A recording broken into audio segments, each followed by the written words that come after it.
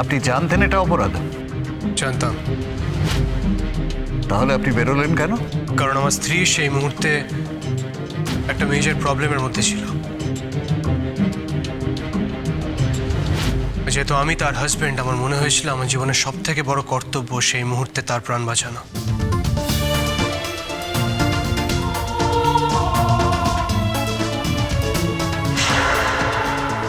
তার থেকে বড় কোনো প্রায়োরিটি আমার জীবনে সেই মুহূর্তে ছিল না স্যার। আমি জানি আমি যেটা করেছি সেটা আইনের চোখে ভুল,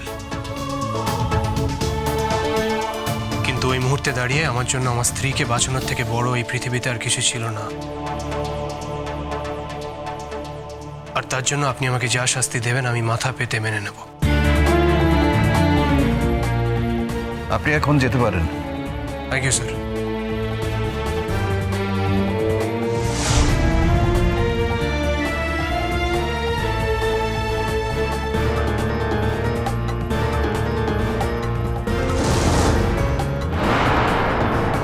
আর সেদিন যে প্রহরী শ্রী রজত দাস ডক্টর অনুরাগ ব্যানার্জিকে সাহায্য করেছিলেন, তিনি এখন এখানে আসুন।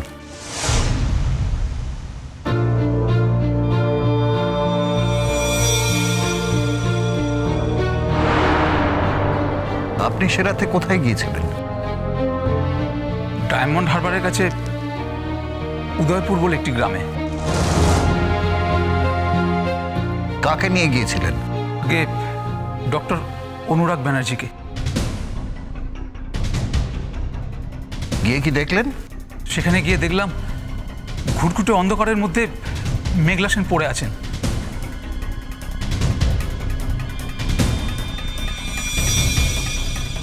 ডক্টর অনুরাগ ব্যানার্জি সেখান থেকে তখন ওনাকে রেস্কিউ করেন।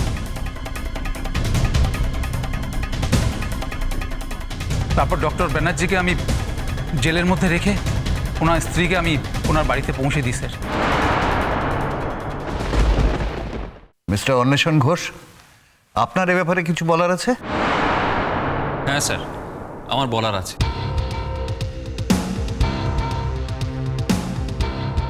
যে রাতে মেঘলা প্রোগ্রাম করতে যায় সেই রাতে আমার কাছে একটি ফোন আসে। ফোনটি আমার মক্কেলে অনিন্দিতা দেবীর মা শর্মিষ্ঠা দেবীর ফোন ছিল। উনি বলেন যে শ্যামল বলে একজন অর্গানাইজার আছেন, যিনি দেখেছেন যে অনুষ্ঠানের পর মেঘলা দুটি ছেলের সঙ্গে মাঠের ভেতর অন্ধকারে চলে যায় এবং উনি নাকি ওই ছেলে দুটির সঙ্গে মেঘলা ছবি তুলে রেখে দিয়েছিলেন।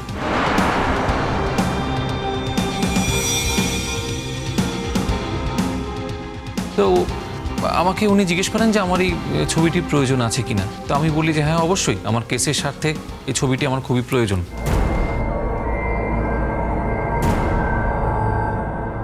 তো তখন উনি শ্যামলবাবুর সঙ্গে আমার যোগাযোগ করিয়ে দেন। শ্যামলবাবু ওই ছবিগুলো আমাকে পাঠান, আর সেই ছবিগুলোই আমি আগের দিন আপনার কাছে পেশ করেছিলাম।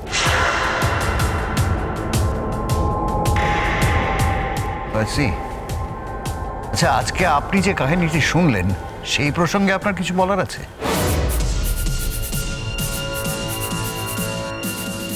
ইওর অনার, আমরা লয়ার, আমরা আমাদের মক্কেলের হয়ে কেস লড়ি, কিন্তু আমাদের জীবনের প্রথম এবং প্রধান শর্ত হলো সত্যের জন্য লড়াই করা। যে কেসে বিন্দুমাত্র কোনো সত্যি নেই, যে কেসটা আগাগোড়া মিথ্যে দিয়ে মোড়া, আই এম সরি, সেই কেসের সঙ্গে জড়িত থেকে আমি নিজেকে ধর্মচ্যুত করতে চাই না।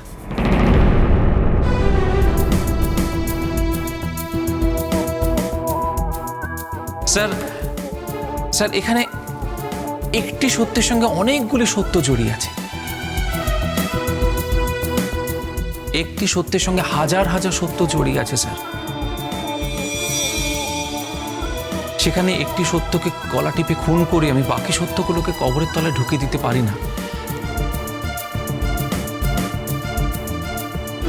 তাই আমার নিজের মনে হয় যে মেঘলা সেন যা বলেছেন সবটা সত্যি, সেদিন অনুরাগ যা করেছিলেন সবটা সত্যি।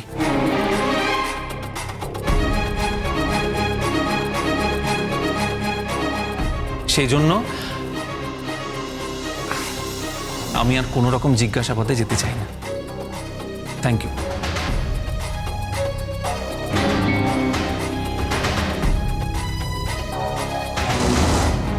সমস্ত পরিস্থিতি বিচার করে আমার মনে হয় এই মামলার জন্য আর কোনো সাক্ষ্য গ্রহণের প্রয়োজন নেই।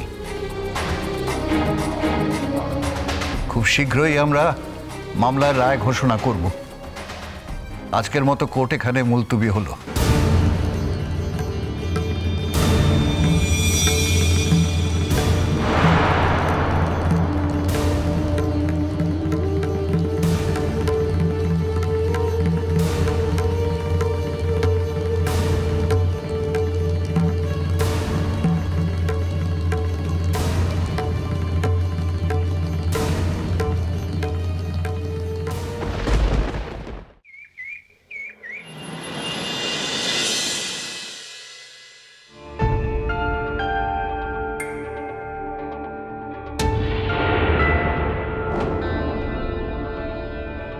অন্বেষণ,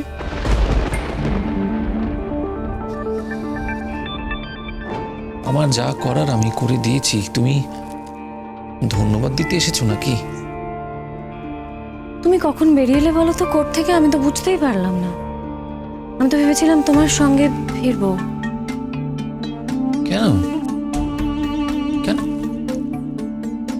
হঠাৎ এই কনসেশনটা কেন? অন্বেষণ, আমি তোমার কাছে কোনো কনসেশন চাইনি।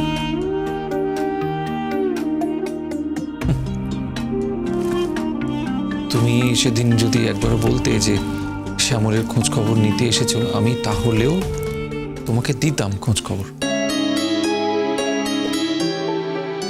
আমি বুঝলাম না ঠিক। আমি বুঝিয়ে বলছি। শ্যামলের খোঁজ খবর নেওয়াটাই তোমার প্রধান উদ্দেশ্য ছিল, তো সেই জন্যই তো এসেছিলে আমার কাছে, কি তাই তো?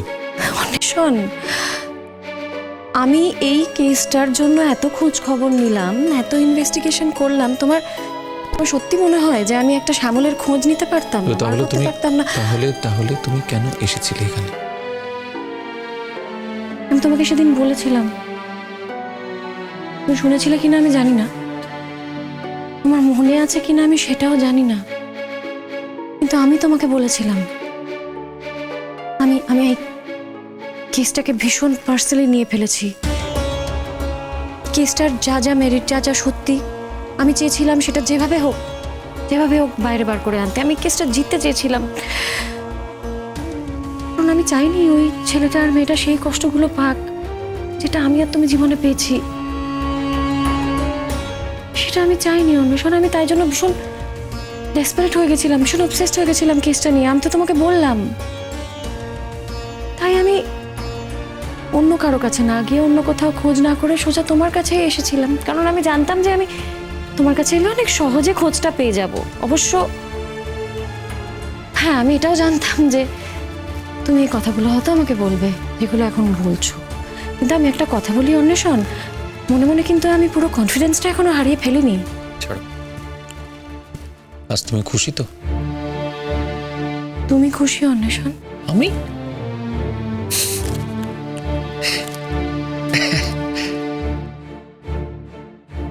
আমি কেসটা হেরে গেলাম, প্র্যাকটিক্যালি ফাইট করলামই না। এই পরিস্থিতিতে কোনো লয়ার কি খুশি থাকতে পারে? তবুও আমি এটাই আজ জানতে এসেছি, তুমি খুশি কিনা।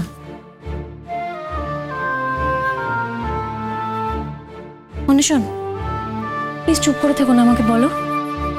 এই প্রশ্নটা তোমার কাছে এত ইম্পর্ট্যান্ট কেন? কারণ ওই যে আমি তোমাকে বললাম, আমার ভেতরের কনফিডেন্সটা এখনো চলে যায়নি। আমি এখনো বিশ্বাস করি যে তুমি সত্যিটা প্রমাণ হলে খুশি হও, সত্যিটা জানতে পারলে খুশি হও, সত্যের প্রতিষ্ঠা হলে খুশি হও। তুমি তো একটা ভালো কাজ করেছো। মেঘলা অনুরাগ দুজনে দুজনকে ভালোবাসে, আর এই ভালোবাসাটা এখন খুব রেয়ার। অনেকটা আমাদের ভালোবাসার মতো। কি? তুমি যে আমাকে মনে মনে ভালোবাসো আমি সেটা জানি, আমিও যে পাশি তুমি সেটা জানো অন্বেষণ। আজ সেটা অস্বীকার করব না। কেন? জয়ের আনন্দে? আমার জয়টা কোনোদিন আমার একার জয় ছিল না অন্বেষণ, কিন্তু তোমার জয়টা হয়তো তোমার একারই ছিল। প্লিজ, আমার এসব নিয়ে কথা বলতে ভালো অন্বেষণ লাগছে না। দাঁড়াও।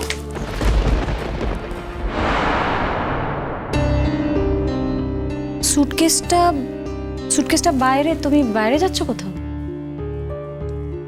বহুদিন আগে থেকেই তো আমার দৈনন্দিন জীবনের খবরাখবর রাখার প্রয়োজন বোধ করো না তুমি। প্রয়োজন বোধ করি না, না তুমি প্রয়োজন বোধ করো না। আমি বুঝতে পারছি না, আগের দিন এত কথা হলো, তুমি একবারও বললে না তো বাইরে যাওয়ার কথা। তখন ঠিক ছিল না। হঠাৎ ঠিক হয়ে গেল। হ্যাঁ। ও, কোথায় যাচ্ছ? কোথায় গেছে এবার? কোনো কেস টেস কোথাও নেই।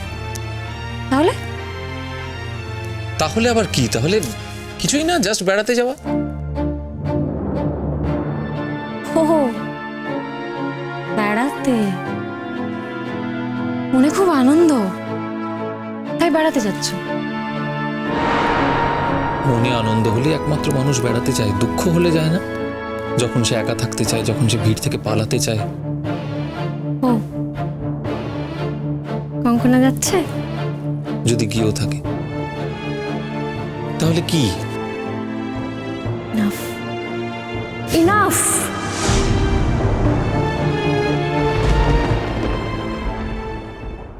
তাই আমার বাঁচার যখন কোনো রাস্তা নেই, তখন আমার তো কিছু একটা চাই।